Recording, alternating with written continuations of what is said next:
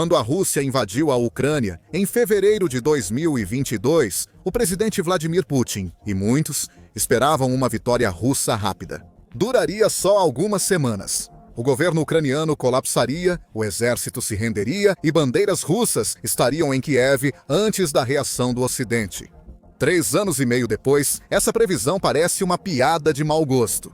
A Ucrânia sobreviveu e agora está perto de alcançar o que parecia impossível meses atrás: retomar todo o território ocupado. E a Rússia, apesar de toda a sua arrogância, vai se queimar até virar cinzas tentando impedir isso. Analisaremos por que a Ucrânia pode recuperar seu território e como as tentativas da Rússia para impedir isso acabarão destruindo seu poder militar. Acreditar que a Ucrânia não só sobreviverá, mas prosperará após a guerra não é ilusão nem propaganda. Cálculos frios e realidades estratégicas inegáveis estão convergindo para uma tempestade perfeita. Para o regime de Putin, a Rússia está ficando sem tempo, equipamentos, dinheiro e opções. Enquanto isso, a Ucrânia se torna mais forte, inteligente e capaz a cada mês. Segundo a análise do The Insider, confirmada por agências de inteligência ocidentais, a Rússia já perdeu mais da metade de seu equipamento militar. A maioria das evidências são confirmações visuais dos ataques bem-sucedidos da Ucrânia. O Oryx, grupo de inteligência de fonte aberta, registrou quase 23 mil equipamentos militares russos destruídos, danificados ou capturados desde o início da invasão, contra 9.900 da Ucrânia. Esses números foram calculados até setembro de 2025, cerca de 43 meses após o início da guerra.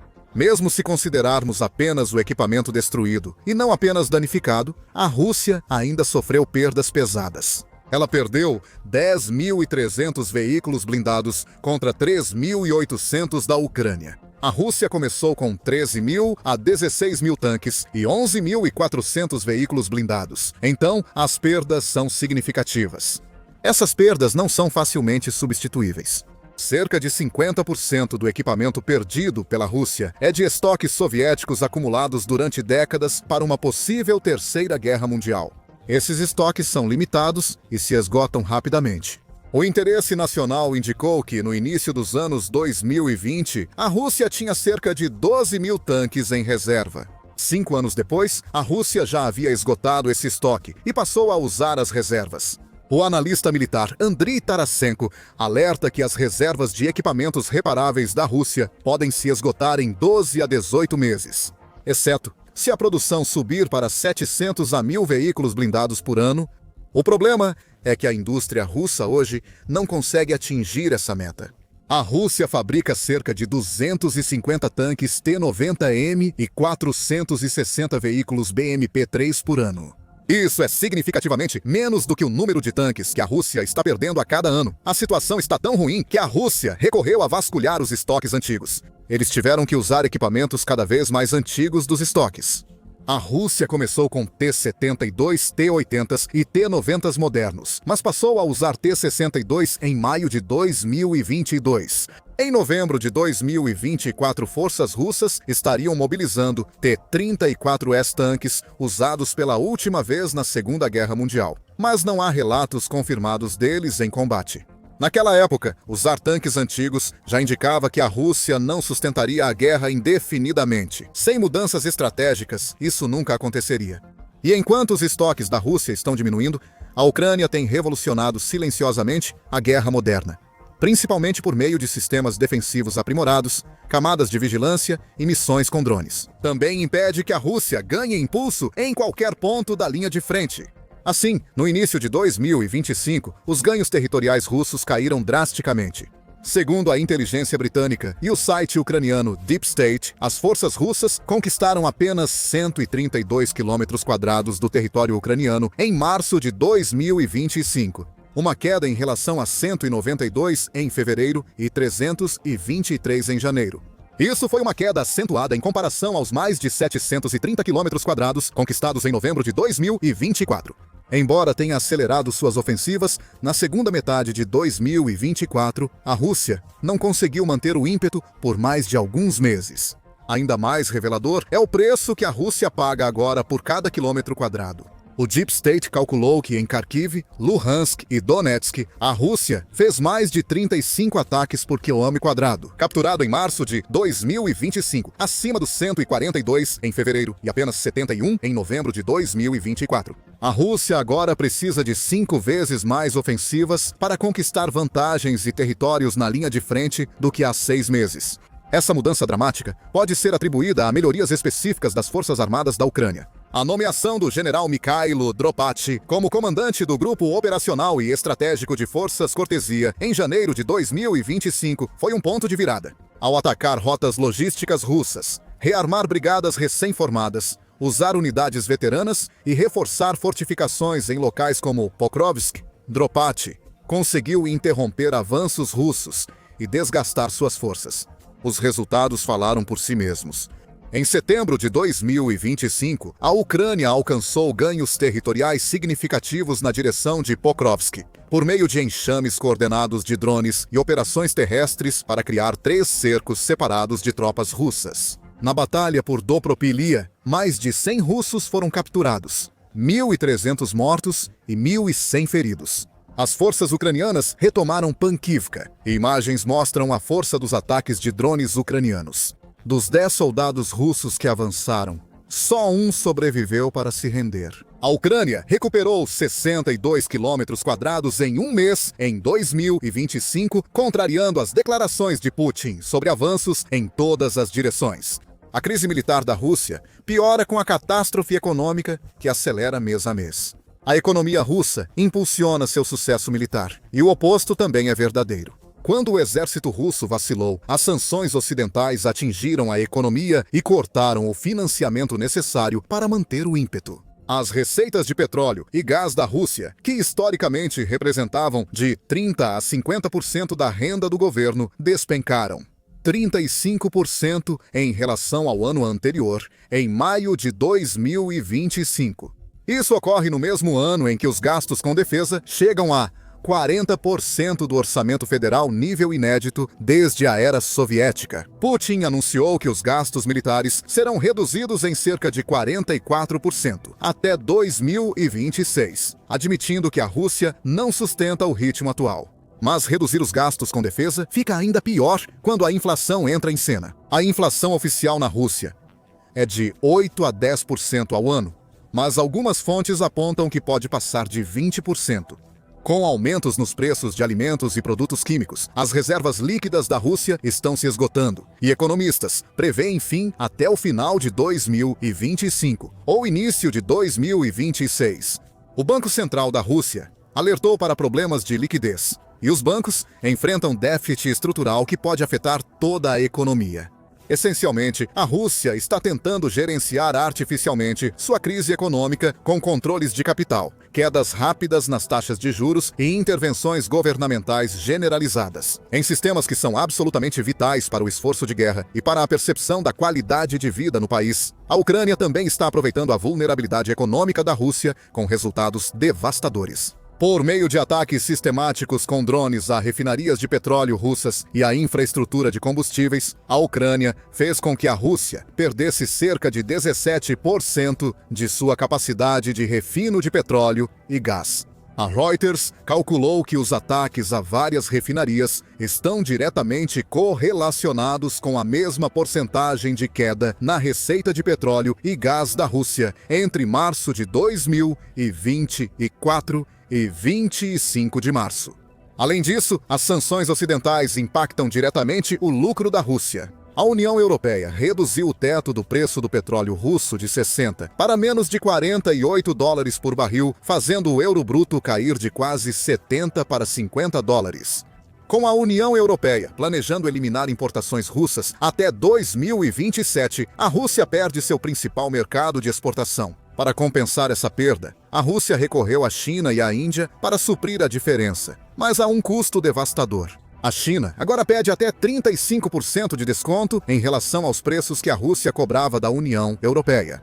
Para outros mercados, a Rússia usou uma frota fantasma com navios de nomes falsos e bandeiras estrangeiras para evitar detecção. Mas esses navios são antigos, não podem ser mantidos adequadamente e estão sob uma fiscalização ainda maior das inspeções ocidentais. Os custos de transporte de petróleo por navios-tanque estão disparando, impactando diretamente o lucro da Rússia. Enquanto a Rússia busca recursos da era soviética, a Ucrânia prospera. O país está passando por uma renascença militar industrial que está remodelando o equilíbrio de poder. Em 2025, a capacidade total da indústria de defesa da Ucrânia deve chegar a 35 bilhões de dólares, um aumento em relação a apenas 1 bilhão no início da invasão em 2022. Hoje, a Ucrânia fabrica cerca de 1/3 das armas, munições e equipamentos usados por suas forças armadas. Na produção de drones, esse índice chega a quase 100%. O Ocidente não consegue obter drones baratos em grande escala sem grande resistência administrativa. E isso vai além da quantidade de armas. A Ucrânia tem pisado fundo no acelerador. Com inovação e testes, protótipos são desenvolvidos, testados e implantados como produto final em questão de meses, em vez dos anos que os complexos militar-industriais tradicionais levam. O sucesso se deve à rede distribuída do país, com quase 900 fornecedores de grandes empresas a oficinas de garagem. Isso gera redundância e economia, algo que o Ocidente e até o sistema centralizado da Rússia não conseguem competir. Quando uma oficina encontra uma melhoria, ela é compartilhada rapidamente pela rede via sistemas como a Plataforma de Coordenação de Informações Delta. Os resultados são visíveis em todas as frentes. As capacidades de guerra com drones da Ucrânia revolucionaram o combate, com drones First Person View, destruindo tanques russos que custam milhões, usando unidades que custam apenas alguns milhares de dólares cada. Drones navais ucranianos forçaram a frota russa do Mar Negro a deixar a Crimeia e recuar para portos russos, entregando o controle das rotas marítimas da Ucrânia e restaurando as exportações de grãos aos níveis pré-guerra em menos de 18 meses. Além disso, há as capacidades de ataque de longo alcance da Ucrânia. Drones antes usados apenas para vigilância agora atacam complexos militares a centenas de quilômetros na Rússia, destruindo refinarias, depósitos de munição e bases aéreas. O ponto alto desse avanço foi a Operação Teia de Aranha, que atingiu 4.300 quilômetros na Rússia e danificou ou destruiu cerca de 1/3 da frota de bombardeiros estratégicos russos. Depois, aos soldados ou sua ausência. Além de problemas econômicos e de equipamentos, a Rússia enfrenta crise de mão de obra que ameaça seu esforço de guerra. Os números são insustentáveis. A Rússia já teve mais de 1 milhão de baixas desde o início da guerra. A iniciativa do governo ucraniano Quero Viver relatou que 281.550 soldados russos foram mortos, feridos ou desapareceram em combate apenas nos primeiros 8 meses de 2025. Destes, 86.744 morreram e quase 34 mil estão desaparecidos ou possivelmente mortos. A taxa diária de baixas da Rússia também subiu continuamente. No começo da guerra, em novembro de 2022, a Rússia perdia 560 soldados por dia. Em 2025, esse número chegou a mais de 1.300. Se mantida, a Rússia pode ter mais 440 mil baixas anuais, quase metade das dos 3 primeiros anos. Mas além de simplesmente perder soldados, o país realmente não conseguir mais deles a tempo. A taxa de recrutamento mensal da Rússia é ou mal suficiente ou um pouco abaixo do necessário para repor as perdas no campo de batalha. Indicadores sugerem que as taxas de alistamento caíram até 60% de 2024 para o início de 2025. E Moscou talvez nem possa mais reabastecer as forças, pois os prisioneiros já esgotaram esse suprimento. O pedido da Rússia por 2 ondas de tropas norte-coreanas para lutar na Ucrânia confirma seu desespero. Ainda assim, o número de recrutas estrangeiros é pequeno demais para impactar a longo prazo. O impacto demográfico vai muito além do campo de batalha. Em 2025, as Forças Armadas da Rússia eram 3% da força de trabalho, aumento de 40% desde 2020. Homens em idade ativa estão sendo sistematicamente retirados da força de trabalho, sem ninguém para substituí-los, muitas vezes de forma permanente, ao serem enviados para a Ucrânia e mortos. Devido à baixa fertilidade desde os anos 1990, a Rússia perde uma geração de jovens que ingressariam no mercado de trabalho e formariam famílias. A análise indica que trabalhadores de 16 a 35 anos diminuíram em 133 milhões só em 2022. Expandindo para outras idades, há um déficit de milhões de trabalhadores quase impossível de recuperar. A mídia estatal russa reconheceu que o setor militar industrial tinha déficit de até 120 mil engenheiros e falta total de 40 mil trabalhadores. Quando você junta todos esses fatores, fica claro que a Rússia está travando uma guerra de atrito que já não pode mais vencer. Segundo a Forbes, se a Rússia avançar 176 km² por mês, levaria cerca de 230 anos para ocupar toda a Ucrânia. Com a taxa atual de baixas de 1.200 soldados por dia, isso exigiria aproximadamente 100 milhões de baixas russas.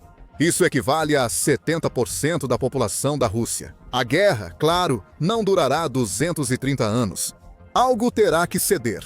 E tudo indica que será a capacidade militar da Rússia, não a determinação da Ucrânia em lutar. Vamos retomar a falta de equipamentos militares. Sem veículos blindados, artilharia e sistemas de defesa aérea, a Rússia realmente não consegue conduzir operações ofensivas de forma significativa. Para compensar, as forças russas começaram a depender de ataques de infantaria em ondas humanas, sem o apoio de infantaria mecanizada ou veículos blindados, resultando em baixas catastróficas para ganhos insignificantes. Enquanto isso, as capacidades defensivas da Ucrânia continuam melhorando. O general Oleksandr Syrskyi afirmou que o exército ucraniano mantinha uma faixa no Oblast de Kursk até junho de 2025, 10 meses após a invasão. Isso apesar das tentativas russas de lançar uma contraofensiva, enviando mais de 10 mil soldados norte-coreanos para a região. Ucrânia obrigada a usar só uma estrada pavimentada para quase todo o seu reabastecimento. Kursk foi usada para mostrar ao Ocidente a capacidade da Ucrânia de capturar e manter território contra as probabilidades. Isso resulta em mais cobertura da mídia, doações, envios e políticas de ataque para mísseis doados pelo Ocidente. Ao mesmo tempo, a determinação de Putin em continuar essa guerra também transformou as derrotas táticas da Rússia em uma catástrofe estratégica. Cada mês de guerra enfraquece irreversivelmente a posição geopolítica da Rússia. As exportações militares da Rússia, antes fonte importante de receita e influência, caíram 92% entre 2021 e 2024. Clientes potenciais viram equipamentos russos destruídos pelos ucranianos e optaram por comprar em outro lugar. A indústria aeroespacial russa enfrenta colapso semelhante. O governo prometeu mais de 1.000 aeronaves civis até 2030, mas só entregou 5 em 3 anos de guerra. A aviação militar preocupa, pois a Força Aérea Russa opera com menos de 75% da capacidade pré-guerra. Perde 60 aeronaves por ano devido ao uso excessivo e má manutenção, mas fabrica só 26 novas anualmente. Enquanto isso, os relacionamentos da Rússia com seus poucos aliados restantes estão se tornando cada vez mais unilaterais. A China aproveita grandes descontos na energia russa e usa a Rússia como advertência contra desafiar o domínio econômico do Ocidente. Coreia do Norte envia munição defeituosa e recrutas para táticas brutais da Rússia. O Irã fornece drones, mas vê a reputação militar da Rússia desmoronar em tempo real. E apesar disso, a Rússia não conseguiu avançar nenhum de seus objetivos no cenário global. Quando Putin apostou tudo na Ucrânia, o Ocidente viu que a Rússia dificilmente cessaria a agressão. Assim, países da OTAN elevaram muito os gastos de defesa. Suécia e Finlândia entram na OTAN para limitar ainda mais o acesso da Rússia ao Mar Báltico e diminuir sua presença militar. A Alemanha passou a apoiar os Estados Unidos da América na decisão de gastar até 5% do produto interno bruto em defesa. Aproximadamente 30% desse valor é destinado à infraestrutura e sistemas de apoio para toda a Europa Central. As consequências políticas internas também são sérias. Putin passou mais de 20 anos consolidando sua legitimidade ao restaurar a grandeza russa e desafiar o Ocidente. Perder uma guerra para a Ucrânia, que ele diz não existir sem a Rússia, acabaria com essa narrativa. O círculo interno de veteranos dos serviços de segurança, o Siloviki, teria que escolher entre seguir Putin até o colapso econômico e militar ou removê-lo para salvar o poder restante da Rússia.